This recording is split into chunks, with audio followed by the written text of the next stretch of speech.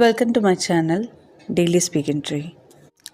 നമ്മൾ അറിഞ്ഞിട്ടും അറിയാതെ ചെയ്യുന്ന ചില സ്വഭാവ ദോഷങ്ങളെക്കുറിച്ച് നിങ്ങൾ എപ്പോഴും ചിന്തിച്ചിട്ടുണ്ടോ? നമ്മൾ ഒഴിവാക്കാൻ ആഗ്രഹിച്ചിട്ടും വീണ്ടും വീണ്ടും നമ്മെ പിന്നോട്ട് വലിക്കുന്ന ചില ഇഷ്ടങ്ങൾ. ലോത്തിൻ്റെ ഭാര്യയെപ്പോലെ രക്ഷയുടെ വഴിയിലേക്ക് നടക്കുമ്പോഴും വിനാശത്തിൻ്റെ ലോകത്തിലേക്കൊന്ന് തിരിഞ്ഞു നോക്കാൻ നമ്മെ പ്രേരിപ്പിക്കുന്നത് എന്തായിരിക്കും? ഇന്നത്തെ നമ്മുടെ നോമ്പുകാല ചിന്ത ഇതാണ്. സോദോമിലെ തിന്മകൾ അതിരുകടന്നപ്പോൾ ദൈവം ആ നഗരത്തെ ശിക്ഷിക്കാൻ തീരുമാനിച്ചു. എന്നാൽ തൻ്റെ നീതിമാനായ ദാസൻ ലോത്തിനെയും കുടുംബത്തെയും രക്ഷിക്കാൻ ദൈവം ദൂതന്മാരെ അയച്ചു. ദൂതന്മാർ ലോത്തിനോട് പറഞ്ഞു, വേഗം എഴുന്നേൽക്കുക, നിന്റെ ഭാര്യയെയും പുത്രിമാരെയും കൂട്ടി ഇവിടെ നിന്ന് രക്ഷപ്പെടുക. ലോത്ത് മടിച്ചു നിന്നെങ്കിലും ദൈവത്തിൻ്റെ കരുണയാൽ അവർ ആ നഗരത്തിൻ്റെ വെളിയിലായി. ദൂതൻ ഒരു കൽപ്പന കൂടി നൽകി, പിന്നോട്ട് നോക്കരുത്. എന്നാൽ ലോത്തിൻ്റെ ഭാര്യ അവൾ അറിയാതെ പിന്നോട്ട് തിരിഞ്ഞു നോക്കി.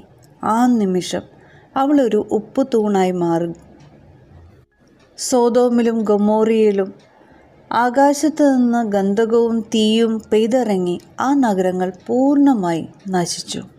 പ്രിയപ്പെട്ടവരെ, ഈ നോമ്പുകാലം നമുക്ക് നൽകുന്ന ഒരു വലിയ മുന്നറിയിപ്പ് ഇതാണ്. പലപ്പോഴും പശ്ചാത്താപത്തിൻ്റെ വഴിയിലൂടെ നാം നടക്കുമ്പോഴും പഴയ പാപങ്ങളിലേക്കും സ്വഭാവങ്ങളിലേക്കും നാം അറിയാതെ കണ്ണോടിക്കുന്നു. നമ്മുടെ ഹൃദയത്തെ ഒരു സോദോമാകാതെ കാക്കാൻ ശ്രമിക്കാം. ദൈവം നൽകുന്ന രക്ഷയുടെ മലയിലേക്ക് നമുക്ക് ഓടിക്കയറാം. തടസ്സങ്ങൾ എന്തായാലും പിന്നോട്ട് നോക്കാതെ ക്രിസ്തുവിലേക്ക് മാത്രം നോക്കി നമുക്ക് ഈ നോമ്പ് പൂർത്തിയാക്കാം. നമുക്ക് പ്രാർത്ഥിക്കാം. കർത്താവേ, ലോത്തിൻ്റെ കുടുംബത്തെ നീ കരുതിയതുപോലെ പാപത്തിൻ്റെ നാശത്തിൽ നിന്ന് ഞങ്ങളെയും കാത്തുകൊള്ളണമേ.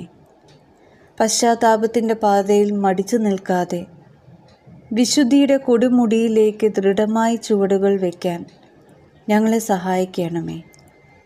ലോത്തിൻ്റെ ഭാര്യയെപ്പോലെ പിന്നോട്ട് നോക്കാതെ അങ്ങയുടെ മുഖത്തേക്ക് മാത്രം നോക്കി അങ്ങയിലേക്ക് മാത്രം നടന്ന് വരുവാൻ ഞങ്ങളെ ഓരോരുത്തരെയും അനുഗ്രഹിക്കണമേ.